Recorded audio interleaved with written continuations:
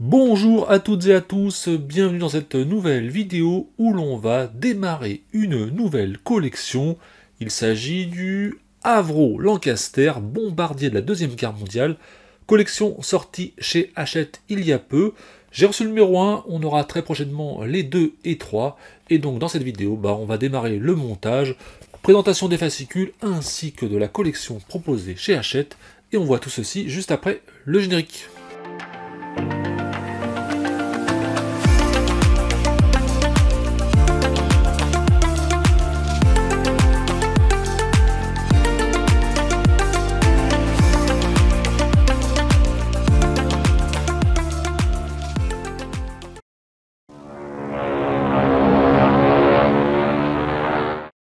Présentation donc de cette nouvelle collection, l'Avro Lancaster, le légendaire bombardier de la Deuxième Guerre mondiale.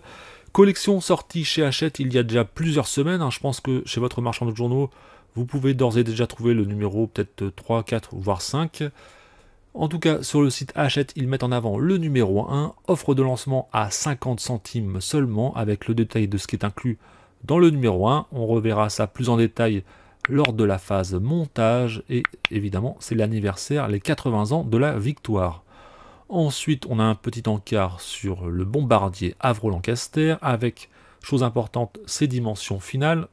Donc on est sur un avion à l'échelle 1/32e, une envergure énorme de 97,15 cm, hauteur 19,2 et longueur 66,75 cm. Autant vous dire qu'il faudra prévoir de la place. Comme d'habitude, si vous souscrivez à l'offre d'abonnement sur le site Hachette, vous aurez le droit à quelques cadeaux, notamment un numéro gratuit. En deuxième cadeau, le premier classeur pour ranger vos fascicules. En troisième cadeau, une plaque métal. Et enfin, quatrième cadeau, le bombardier au format 1/144e, donc petit avion à poser à côté de la grande maquette par exemple. Ensuite, donc, on a le détail de la maquette avec les zones interactives, ce ne sera pas un avion fixe. On pourra notamment, grâce à une télécommande, allumer ou éteindre les hélices. On pourra ouvrir le cockpit. Je crois qu'il y a de l'éclairage également qui est inclus. On peut également cliquer ici pour voir les finitions détaillées. Bref, quelques chouettes détails qui vont animer agréablement la maquette. Montage facile, bon ça, il faut voir plus en détail plus tard. Collection complète en 130 numéros, donc c'est quand même une grosse collection. Ce qui est super dans celle-ci, c'est qu'ils ont inclus dans l'offre standard le présentoir, et celui-ci est interactif, donc c'est pas juste un support de couleur blanche comme on avait sur le Spitfire par exemple. Là c'est vraiment un présentoir qui modélise un barrage que le bombardier avait justement détruit lors de la Deuxième Guerre mondiale. Donc là ça va être chouette de poser l'avion dessus et d'avoir une scène un petit peu réaliste. Ensuite, on nous parle des fascicules de la collection. Il y aura évidemment des articles réservés aux bombardiers ainsi qu'à différents événements emblématiques de la Deuxième Guerre mondiale. L'offre premium, alors personnellement, elle ne m'intéresse pas du tout. Alors pour 1,50 € de plus par numéro, vous aurez 4 médailles plaquées argent et une plaquée en or au design exclusif. Donc là, vous voyez le détail des sortes de pièces, donc les petites médailles arrangées dans un coffret. Mine de rien, ça fait quand même 1,50 € de plus par numéro tout au long de la collection. Bon, personnellement, je zappe l'offre premium.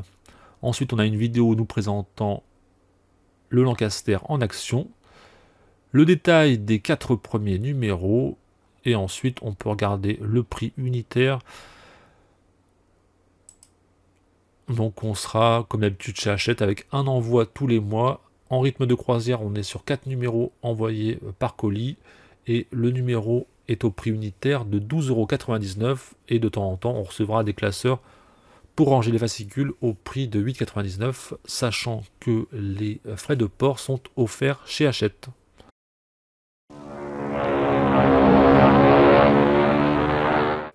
Présentation du fascicule numéro 1 de l'Avro Lancaster B3. Donc on commence le fascicule avec un article sur ce fameux bombardier, ses origines.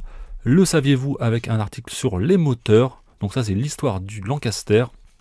Ensuite on enchaîne avec le Wing Commander Guy Gibson, les héros du ciel. Le développement de l'Avro 683 Lancaster avec un portrait de l'ingénieur Roy Chadwick. Stratégie et technologie. Et ensuite, on termine par le montage de ce numéro 1 avec la partie gauche du nez et une hélice. Montage assez clair, assez rapide. Et en fin de fascicule, on a un aperçu du numéro 2.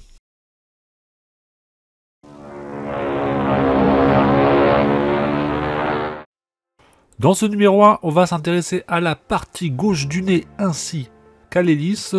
Étape numéro 1, donc on récupère la structure interne du nez, partie gauche, et on va lui coller, lui ajouter le boîtier de communication supérieur dénommé 01L. Donc on colle les deux pièces, attention à ne pas trop utiliser de colle. En étape numéro 2, donc on va ajouter le boîtier de distribution électrique et le boîtier de communication inférieur. Donc deux pièces à coller, à rajouter.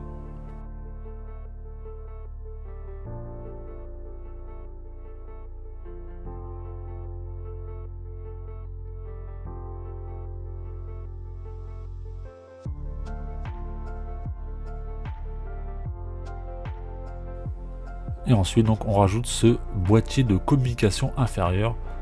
Donc toujours pareil, un petit peu de colle.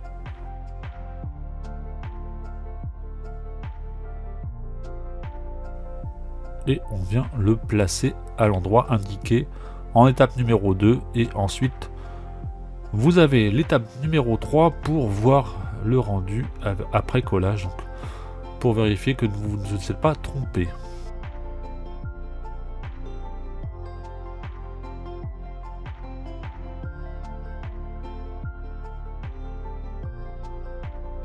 Étape numéro 4, donc on vient récupérer le revêtement avant gauche du nez.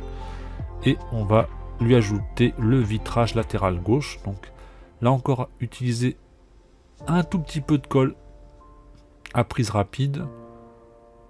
Il faut vraiment faire attention à ce que la colle n'arrive pas sur le vitrage pour avoir un rendu propre.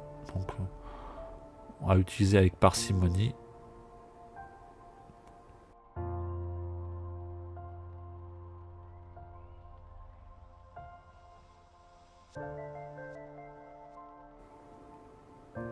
Et donc on vient ensuite coller le vitrage.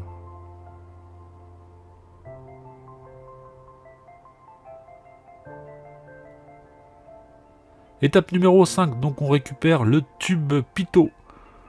Et on va l'ajouter au revêtement précédemment utilisé. Donc là encore un tout petit peu de colle et on vient fixer le tube.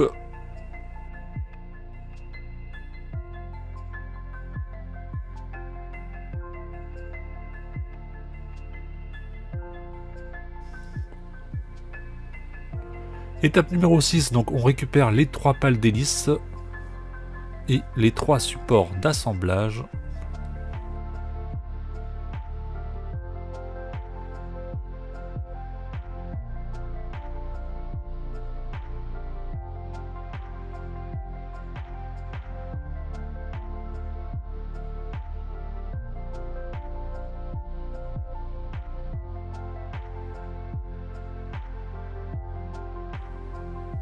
Et ensuite en étape numéro 7, donc on va positionner les hélices sur le plateau arrière du moyeu.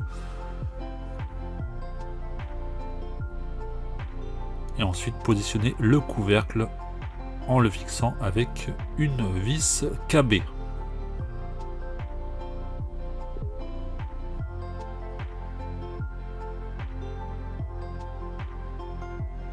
Ensuite, on va positionner le couvre-moyeu d'hélice, donc la pièce 01 car on est en étape 9.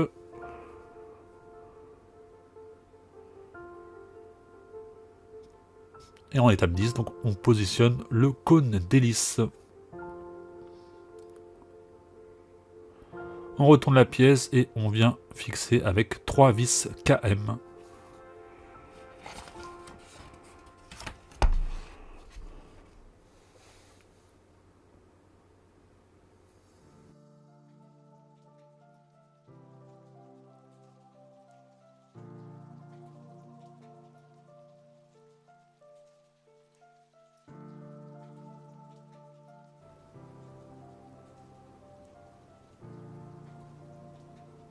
On enlève ensuite les supports.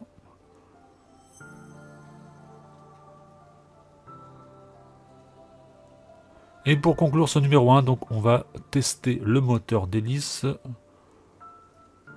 On vient le fixer avec les pales.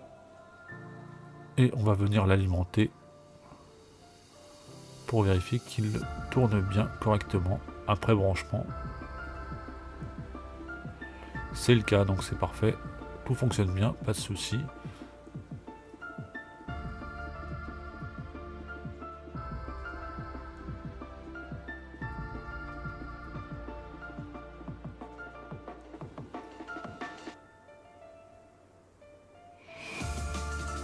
Fin du montage de ce numéro 1.